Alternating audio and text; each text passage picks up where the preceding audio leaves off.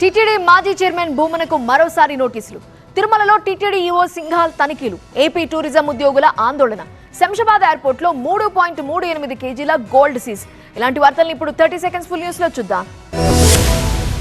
TTD మాజీ chairman భూమనకు పోలీసులు మరోసారి నోటీసులు జారీ చేశారు. అలిపిరి విగ్రహం కేసులో ఇవాళ లేదా రేపు విచారణకు రావాలని నోటీసులు జారీ చేశారు. అలిపిరి విగ్రహ వివాదంలో టీటీడీ అధికారి గోవిందరాజుల ఫిర్యాదుతో భూమనపై కేసు నమోదు చేసిన పోలీసులు విచారణకు రావాలంటూ 41A కింద ఇటీవల నోటీసులు ఇచ్చారు పోలీసులు. తనకు కొన్ని రోజుల పనులున్నాయని సెప్టెంబర్ 23వ తేదీన విచారణకు వస్తానని భూమన పోలీసులకు చెప్పారు.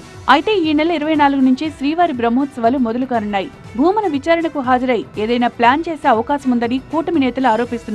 ఈ నేపథ్యంలోనే పోలీసులు మరోసారి భూమనకు నోటీసులు ఇచ్చారు. తిరుమల శ్రీవారి సాలకట్ల బ్రహ్మోత్సవాలకు తిరుపతి జిల్లా యంత్రాంగం సర్వం సిద్ధం చేసింది.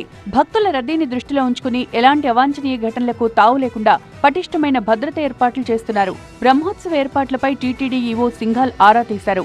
ఈ బ్రహ్మోత్సవాలకు లక్షలాది మంది భక్తులు తరలి వస్తారని, వారికి అత్యుత్తమ సేవలు అందించేందుకు చర్యలు తీసుకుంటామని ఈవో తెలిపారు. భక్తులకు నాణ్యమైన ఆహారాన్ని అందించడంపై ప్రత్యేక దృష్టి సారించామని, గరుడ సేవ రోజున గ్యాలరీల్లో, క్యూ కాంప్లెక్స్ లో ఉండే భక్తులకు మెరుగైన సౌకర్యాలు కల్పిస్తామని వెల్లడించారు. ఏపీ టూరిజం సంస్థలోని కాంట్రాక్ట్ అవుట్సోర్సింగ్ ఉద్యోగులు విజయవాడలోని ధర్నా చౌక్ లో నిరసన చేపట్టారు. టూరిజం హోటల్స్ ప్రైవేటు పరం చేయొద్దంటూ ఆందోళన చేశారు. ఏఐటీయూసీ అనుబంధ టూరిజం యూనియన్ ఆధ్వర్యంలో జరిగిన ఈ ఆందోళనకు సిపిఐ రాష్ట్ర కార్యదర్శి కె రామకృష్ణ మద్దతు తెలిపారు. ప్రస్తుత కూటమి ప్రభుత్వం ఏపీ టూరిజం సంస్థను ప్రైవేటీకరణ చేసి నిర్వీర్యం చేస్తుందని ఆరోపించారు. టూరిజం శాఖ పర్యవేక్షణలో ఉన్న 22 హోటళ్లను ప్రైవేటు పరం చేయడం దుర్మార్గమని మండిపడ్డారు.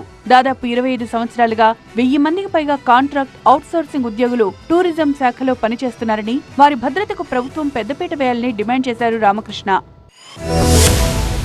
హైదరాబాద్ లోని శంషాబాద్ విమానాశ్రయంలో భారీగా బంగారం పట్టుబడింది. డైరెక్టరేట్ ఆఫ్ రెవెన్యూ ఇంటెలిజెన్స్ అధికారులు 3.38 కిలోల బంగారాన్ని స్వాధీనం చేసుకున్నారు. దుబాయ్ నుంచి హైదరాబాద్ వచ్చిన 3 ప్రయాణికులపై అనుమానం రావడంతో అధికారులు తనిఖీలు చేశారు.